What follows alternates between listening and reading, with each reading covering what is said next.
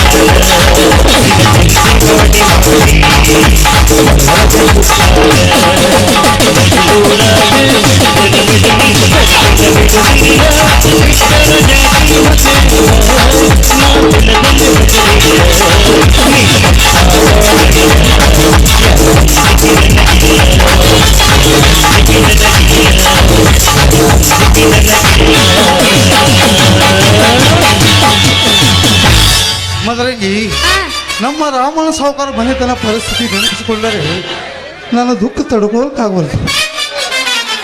ಮಾಮ ನೀ ಏನ ಹೇಳಪ್ಪ, ಆದ್ರೂ ಆ ಬೇಬರ್ ಶದನಲ್ಲ ಸಿಂಚನವರ ಕೊಲೆ ಮಾಡಬಾರ್ದಾಗಿತ್ತವ.